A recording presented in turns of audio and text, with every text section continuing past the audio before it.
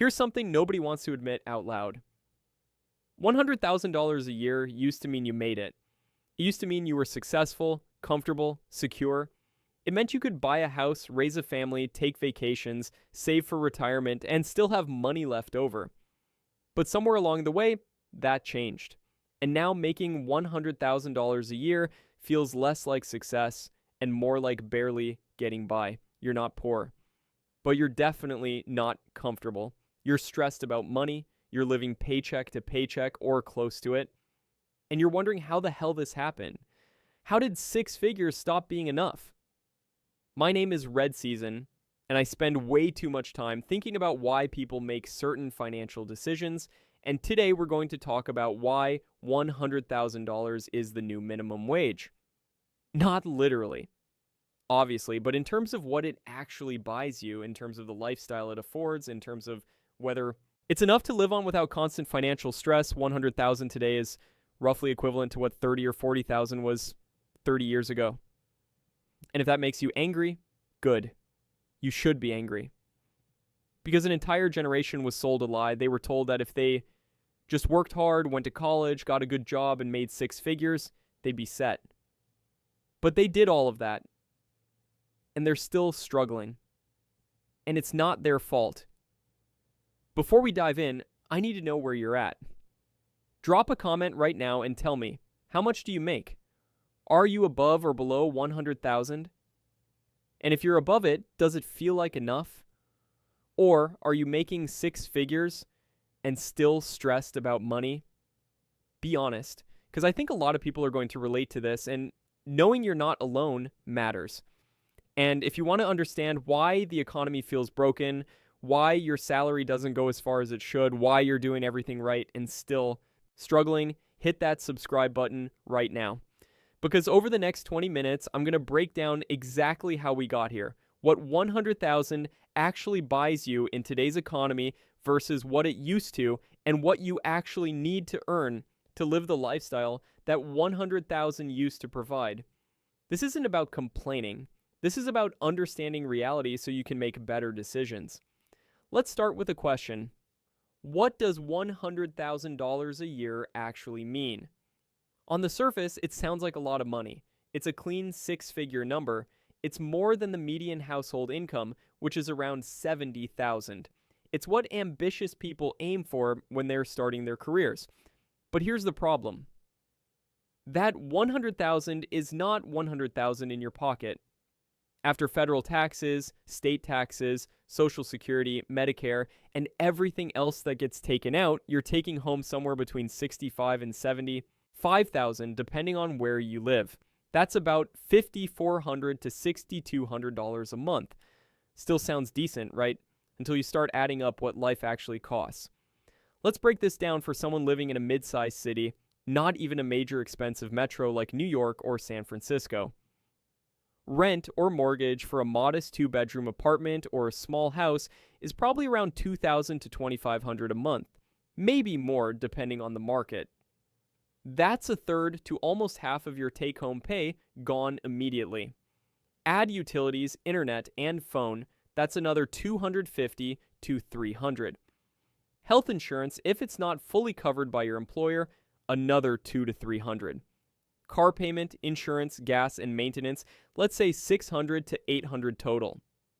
Student loan payment, if you went to college like you were supposed to, maybe $300 to $500. Groceries for a household, $400 to $600 if you're being reasonable.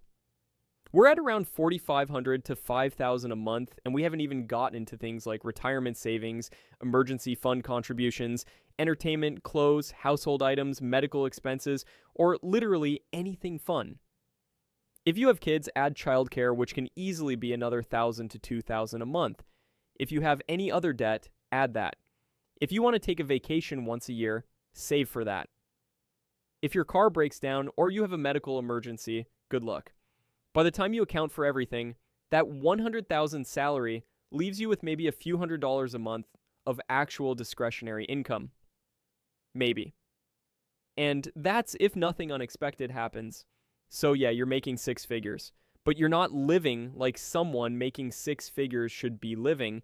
You're living like someone who's barely scraping by, And that's not because you're irresponsible, it's because the cost of living has exploded while wages have stayed relatively flat. Now let's compare that to what 100,000 used to mean. In 1990, the median household income was around 30,000. If you made 100,000, you were making more than 3 times the median. You were legitimately wealthy by most standards. But more importantly, the things you needed to buy were way cheaper relative to income. The median home price in 1990 was around 123,000. So if you were making 100,000 a year, you could buy a median priced house for about 1.2 times your annual salary. Today, the median home price is over 400,000. If you're making 100,000, that house costs you 4 times your annual salary. You need more than 3 times the income to price ratio just to be in the same position as someone in 1990. College in 1990 cost about $3,000 a year for a public university. You could work a part-time summer job and pay for a semester. Today, that same education costs $30,000 a year or more. A car in 1990 might have cost $10,000 or $15,000. Today, the average new car is over $48,000. Healthcare, childcare, rent, everything has gone up by multiples while wages have barely doubled. So when someone says 100,000 is a lot of money, they're stuck in a 1990 mindset. In today's dollars, 100,000 buys you what 40 or maybe 50,000 bought you back then. It's not a lot anymore. It's baseline. And here's the really messed up part. Because 100,000 sounds like a big number because it's 6 figures, people making that much don't get any sympathy. They're told they should be grateful. They're told they're doing better than most people, which is technically true. They're told they must be bad with money if they're struggling on that salary. But the reality is that 100,000 in most markets is just enough to cover your basic expenses without going into debt. It's not enough to build wealth. It's not enough to feel secure. It's not enough to retire comfortably. It's just barely enough to survive without constant stress. And this is where the title of this video comes from. 100,000 is the new minimum wage. Not legally, but practically, it's the minimum you need to earn in many markets just to afford a basic middle-class lifestyle. And even then, you're one emergency away from financial disaster. So if you're making 100,000 and you feel broke, you're not crazy, you're not bad with money. You're just living in an economy where the goalposts have moved and nobody bothered to tell you. Now let's get specific about where that 100,000 actually goes. Because a lot of people who aren't making 6 figures think that people who do must be living large. They must be wasteful. They must be buying stupid things. But the reality is that in most cities, especially anywhere you'd actually want to live, 100,000 gets eaten up by necessities faster than you can believe. And understanding exactly how this happens is important because it shows you that this isn't a personal failing. This is a systemic problem. Let's start with housing, because this is where the biggest chunk of your money disappears. In 1990, the median rent for a 2-bedroom apartment was around $600 a month. Today, that same apartment in the same relative quality and location is $2,500 to $3,000 in most decent cities. In places like Austin, Denver, Seattle, or anywhere in California, it's even higher. We're talking $3,500 to $5,000 for a basic 2-bedroom. So right off the bat, housing alone is consuming 30 to 40% of your take-home pay if you're making $100,000. The old rule was that housing should be 30% of your gross income, which would be $2,500 a month on $100,000. But after taxes, that $2,500 is actually closer to 40% of what you're taking home. You're already breaking the affordability rule just to have a roof over your head. And let's be clear about what you're getting for that money. We're not talking about luxury apartments with doormen and rooftop pools. We're talking about basic, decent housing in a safe neighborhood with reasonable access to jobs. That's it. If you want anything nicer, if you want to actually own a home instead of renting, the numbers get even worse. A starter home in most markets is $400,000 minimum. On $100,000 income, you're looking at a mortgage payment of around $2,500 to $3,000 a month, plus property taxes, plus homeowners insurance, plus maintenance and repairs.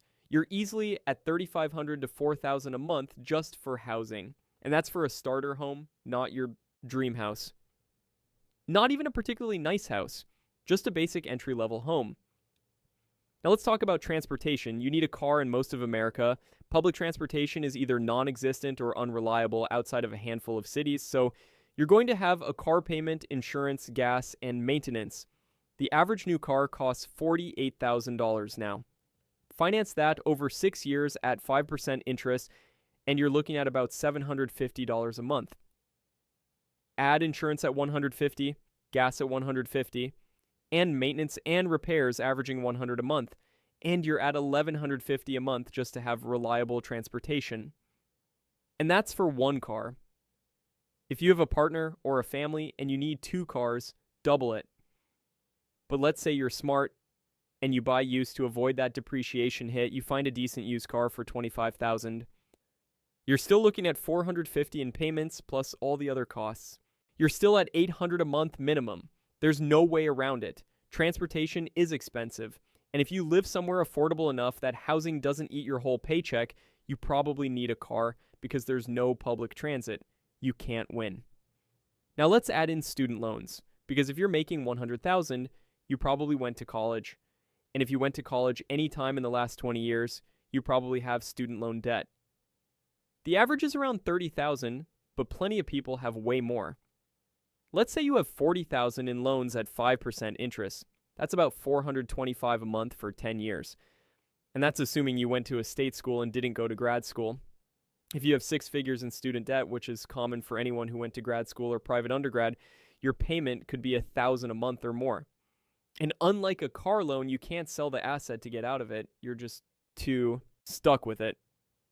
Add in healthcare.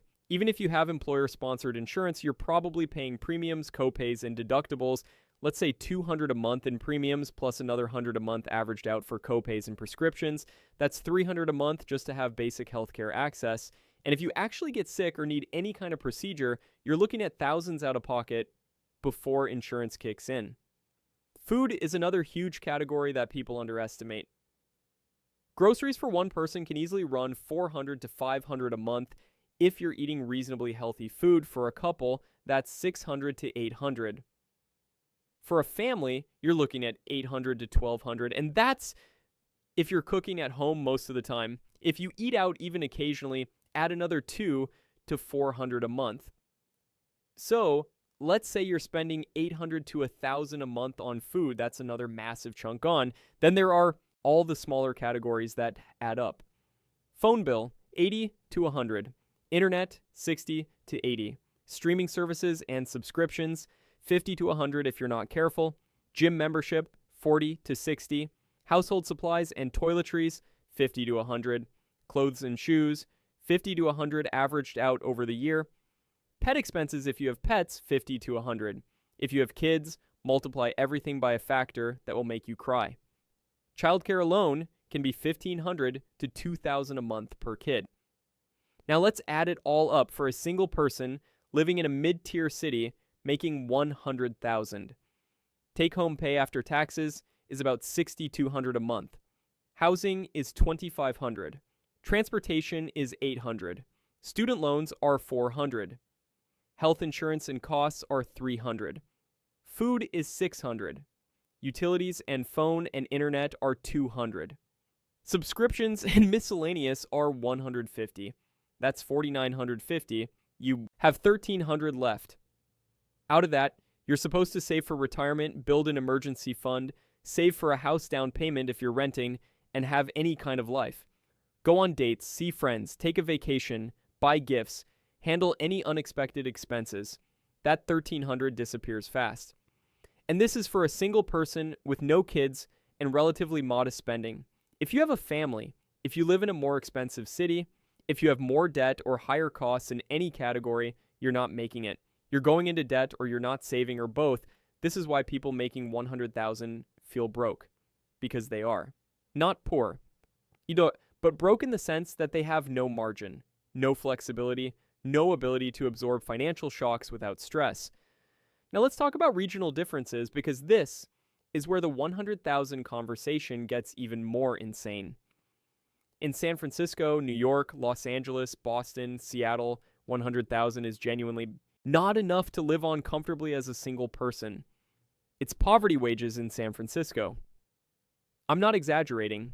The cost of living calculators say you need about 110,000 just to cover basic expenses in San Francisco as a single person. Anything less and you're living with roommates or commuting from far away or struggling. In these cities, rent for a one-bedroom apartment is easily $3,000 a month, often more. A two-bedroom is $4,000 to $6,000. If you want to buy, starter homes are $1 million or more. Your salary would need to be $300,000 plus to afford a home using traditional lending guidelines. So at $100,000, you're locked out of home ownership entirely, you're a permanent renter, you're building no equity, you're at the mercy of landlords and rent increases. And you're probably one rent hike away from having to move further from your job, adding commute time and costs. In contrast, in lower cost of living areas, smaller cities and rural areas, $100,000 can go a lot further. Housing might be $1,200 a month instead of $2,500. You might be able to buy a house for $250,000 instead of $600,000. Your overall cost of living might be 30 to 40% lower. So $100,000 in these areas actually does provide a comfortable lifestyle. You can save, you can invest, you can build wealth. But here's the catch. The jobs that pay $100,000 are concentrated in the expensive cities. The industries that offer six-figure salaries, tech, finance, law, medicine, high-level corporate jobs, are mostly in the places where $100,000 isn't enough. So you're stuck with a choice. Live in a place where you can make $100,000, but it's not enough to live on. Or live in a place where $100,000 would be plenty, but those jobs don't exist. This is the geographic trap that's squeezing the middle class. And it's getting worse every year as remote work drives up housing costs in previously affordable cities. People with big city salaries are moving to smaller cities and buying up housing, which drives up prices for locals who don't make big city money. So now, even the lower cost of living areas are becoming unaffordable for people making local wages. This is why $100,000 is the new minimum wage. It's the baseline you need to afford a basic middle-class lifestyle in the places where those jobs actually exist. And even then, you're not comfortable, you're just surviving. The margin between your income and your expenses is razor thin. And any disruption, job loss, medical emergency, car accident, major repair wipes you out. And here's the part that makes this even more frustrating. The generation before you didn't have to deal with this. Your parents or grandparents could buy a house on one income, they could raise kids without drowning in childcare costs, they could go to college without taking on crippling debt, they could retire with a pension, the math worked. But somewhere between their generation and yours, the system broke. Costs exploded while wages stagnated, and now you're expected to achieve the same milestones they did with a fraction of the resources. And when you struggle, when you can't afford a house or you're stressed about money despite making six figures, you're told you must be doing something wrong. You must be wasteful or irresponsible. But you're not. The system changed. And nobody adjusted expectations to match the new reality. So if $100,000 is the new minimum wage, if it's barely enough to cover the basics in most places where those jobs exist, what do you actually need to live comfortably? What's the new number that provides the lifestyle that $100,000 used to provide? And more importantly, how do you get there when the old playbook of work hard, go to college, get a good job clearly isn't working anymore? Let's start with the number.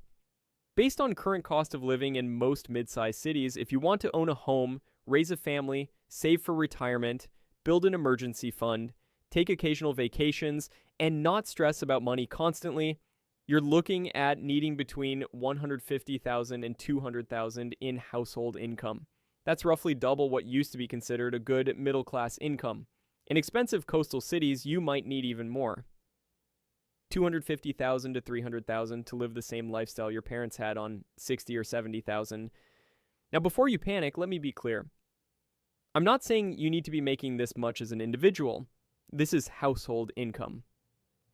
For a lot of people, this means dual incomes. Two people making $75,000 to $100,000 each. That gets you into the range where you can actually breathe financially, where you can handle emergencies without panic, where you can save for the future while still living in the present. But even getting to that point requires both partners to have stable, well-paying jobs. And it requires living in a place where those jobs exist, and it requires not having so much debt that those two incomes get eaten up by payments.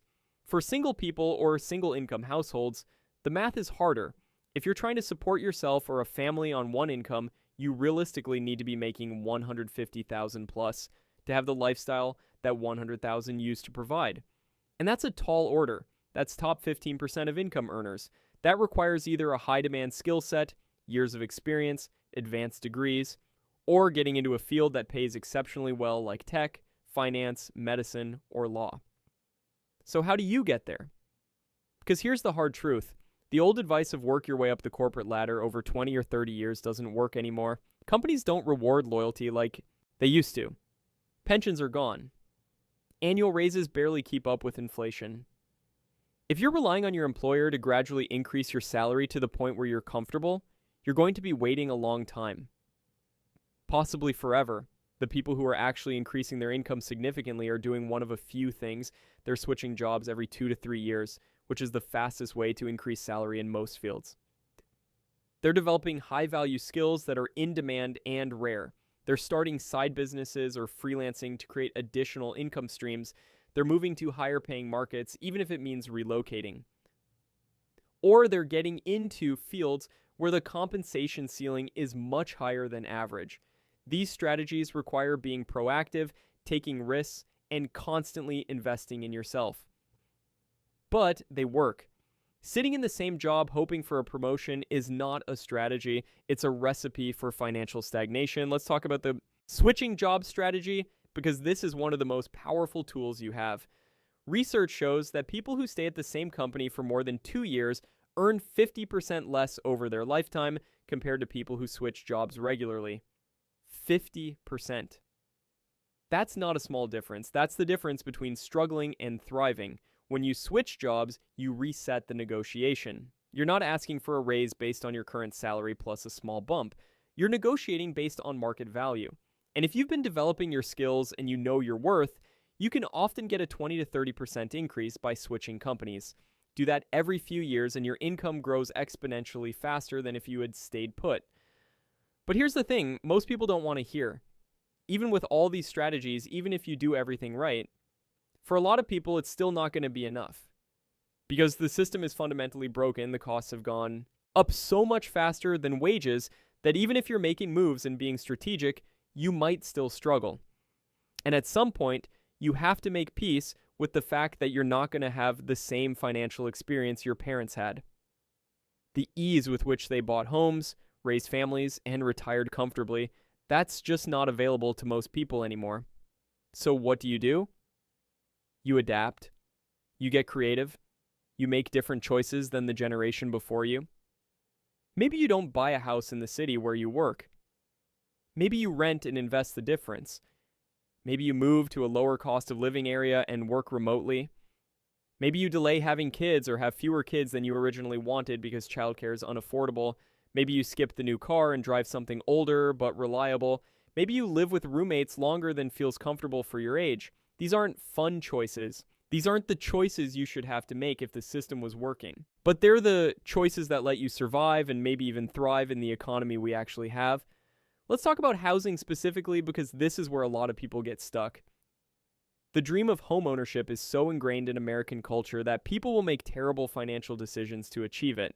They'll buy houses they can't afford in cities they can't afford just because they think that's what they're supposed to do. But here's the truth. Renting is not throwing money away if buying would stretch your budget to the breaking point. If you can rent for significantly less than a mortgage would cost and invest the difference, you might actually come out ahead financially. Home ownership is great if you can afford it without becoming house poor. But if buying means you have no savings, no emergency fund, no retirement contributions, and constant stress about the mortgage payment, you're better off renting. This is especially true in expensive markets where the price to rent ratio is way out of whack. In some cities, buying a house costs 3 or 4 times what renting an equivalent property would cost monthly. In those markets, unless you're planning to stay for a very long time and you believe the property will appreciate significantly, renting is often the smarter financial move. The key is actually investing the money you save by renting. Most people who rent just spend the difference. That's where they lose. But if you're disciplined about taking the money you save on housing and putting it into investments, you can build wealth without owning property. Another adaptation strategy is to completely rethink your career path. The old model was pick a career, get the degree, get the job, stick with it for 40 years. That model is dead. The people who are thriving financially are treating their careers like portfolios. They're developing multiple skills. They're creating multiple income streams. They're staying flexible and adapting to market demands. If you're locked into one career path, one employer, one source of income, you're vulnerable. But if you have skills that are transferable, if you have side income that could be scaled up, if you're constantly learning and adapting, you have options. And options are what create financial security in the modern economy. Let me give you a specific example of what this looks like. Let's say you're a marketing professional making $100,000 at your corporate job. You're comfortable, but not thriving. Instead of just accepting that, you start freelancing on the side. You pick up a few clients doing the same work you do at your job. You charge a premium because you're good and you're solving specific problems. That brings in an extra $20,000 to $30,000 a year. Suddenly, your household income is $120,000 to $130,000. That extra income goes entirely to savings and investments because you're already living on your salary.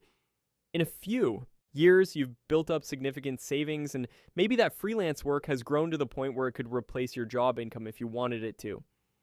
Now you have options. You can negotiate harder at your job because you have a backup plan. You can take risks you couldn't take before. That's how you create financial security in an economy where $100,000 isn't enough. But let's be real. Even with all of this, even if you're strategic and disciplined and you do everything right, it's still harder than it should be. And it's okay to be angry about that. It's okay to acknowledge that the system is broken and that your generation got a raw deal. You were sold a lie. You were told that if you worked hard and followed the rules, you'd be rewarded with a comfortable life. But the rules changed without anyone telling you. The goalposts moved, and now you're expected to run twice as hard to get half as far as the generation before you. The important thing is not letting that anger paralyze you. Because the system being broken doesn't mean you're powerless. You still have agency. You can still make choices that improve your situation. You just have to be clear-eyed about the reality you're facing and stop following advice that was designed for an economy that no longer exists. $100,000 is the new minimum wage. It's not enough to live the life you were promised. But it can be enough to survive and build from if you're smart about it. And if you can find ways to push beyond that number through career moves, side income, or strategic financial decisions, you can actually thrive. It's just going to take more work, more creativity, and more adaptability than it did for the generation before you. And that's not fair. But it's reality. And the sooner you accept that and start adapting, the better off you'll be. So there it is. The unpopular opinion, backed by harsh reality, $100,000 is the new minimum wage. Not by law, but in practice. It's the new baseline for getting by, not getting ahead. In a world where houses, healthcare, college, and basic security cost more than ever, and your dollars buy you less every year. If you've been feeling like you should be comfortable, but still feel tight, stressed, or left behind, you're not crazy, and you're not alone. But here's the hard truth. Wishing things were different won't make them different. Complaining about the system won't fix your bills. Comparing your life to your parents or your friends won't change your bank account. You have to adapt to survive, and if you want to do better than just survive, you have to work smarter and harder than previous generations ever did. The rules changed and you didn't get a vote, but you still get to choose how you respond. So drop a comment right now. Tell me, does $100,000 feel rich to you in your city? Or does it feel like the bare minimum? How far does your salary go? Are you stuck? Or have you found ways to make it work? What's your biggest pain point? Housing, debt, food, childcare, just trying to have a life. Share it. Because the more honest we get about what's really happening, the more power we have to demand change and to make smarter moves ourselves. And if this video made you see your income differently, if it made you angry, motivated, or just ready to take action, share it. Send it to your friends who think making six figures means you're set for life. Send it to anyone who needs a reality check, and to anyone who's trying to build real wealth in an economy that changed the rules without warning anyone. If you want real talk about money, no sugarcoating, no hiding from the truth, just honest breakdowns and practical strategies for surviving and, yes, thriving in today's world. Subscribe right now. Because I'm Red Season, and I spend way too much time thinking about why people make certain financial decisions so you can start making better ones. Every week, I break down the new realities of money so you know exactly what you're up against and how to build your way out. If you made it to the end, drop a comment that just says, new minimum. 2 words. New minimum. So I know you're one of the real ones who gets it, who knows the math, who sees the squeeze, and who's ready to work the problem instead of just complain about it. You don't have to accept the narrative that 6 figures is magic money anymore. You don't have to beat yourself up for struggling when everyone says you should be set. What you do have to do is adapt, get creative, and push harder for the life you want, because nobody else is making it easier. The gap between what life costs and what most people earn isn't fair, but what you do next is up to you.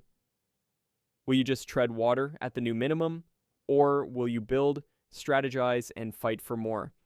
That's your move. I'm Red Season, and I'll see you in the next one. Now go ask yourself, is my number really enough?